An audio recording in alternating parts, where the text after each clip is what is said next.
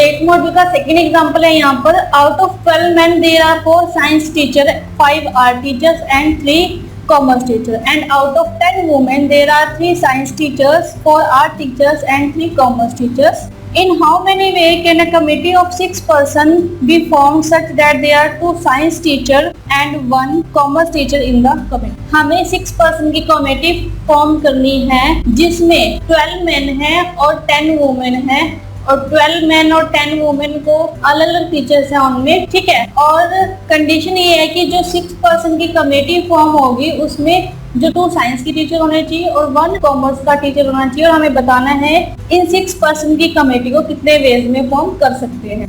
12 man में हमारे पास 4 science के टीचर हैं, 5 आर्ट के टीचर हैं और 3 कॉमर्स के टीचर, और 10 वुमेन में हमारे पास 3 साइंस की टीचर्स हैं, 4 आर्ट की टीचर हैं और 3 कॉमर्स की, ठीक है। और हमें 6 पर्सन की कमेटी फॉर्म करनी है जिसमें 2 साइंस की टीचर है और एक कॉमर्स का टीचर है, ठीक है। अब हमें पता है कि हमारे पास 4 मैन है साइंस की टीचर और 3 वुमेन है साइंस की टीचर, तो हमारे पास टोटल जो है वो 7 साइंस की टीचर है, ठीक है। ऐसे ही हमारे पास कॉमर्स के 3 मैन टीचर है और कॉमर्स के 3 वुमेन टीचर्स है, तो हमारे पास टोटल 6 कॉमर्स की टीचर्स है।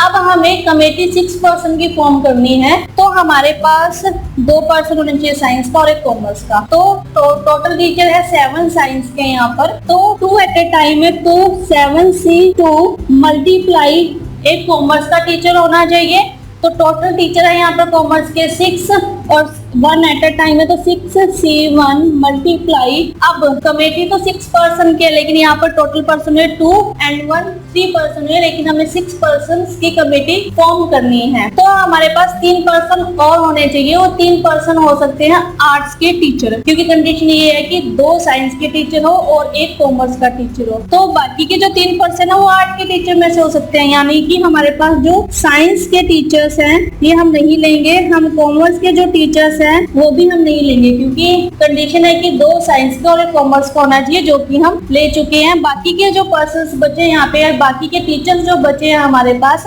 उनको हम लेंगे। कितने बचे हमारे पास? 5 + 4 9 पर्सन्स बचे, 9 टीचर बचे हैं, जो बाकी के 3 पर्सन्स रह गए हैं उनमें इंक्लूड होंगे, ठीक है। तो हमने 6 पर्सन की कमेटी बनाई यहाँ पर, हम इसको सिंप्लीफाई एक्सपेंड कर लेते हैं। 7C2 यानी कि 7 factorial divide by 7 - 2 5 factorial into 2 factorial, multiply 6C1 6 factorial divide by 6 - 1 5 factorial into 1 factorial, multiply 9C3 9 factorial divide by 9 - 3 6 factorial into 3 factorial.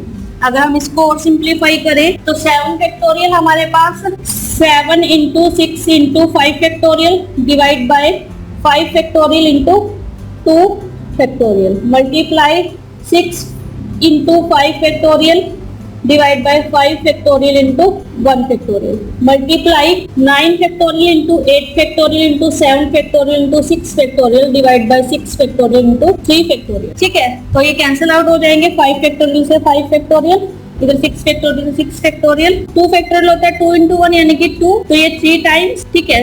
और 3 फैक्टोरियल होता है 3 × 2, तो इसको हम लिख लेते हैं 3 × 2, तो 3 टाइम 9 पे और ये 4 टाइम। तो अगर हम इन सबको आपस में मल्टीप्लाई करेंगे तो ये आएगा 10 5 8 4 वेज, ठीक है। यानी कि हम 10,058 4 वे से जो है 6 पर्सन की कमेटी को फॉर्म कर सकते हैं, जिसमें 2 साइंस के टीचर और 1 कॉमर्स का टीचर होगा।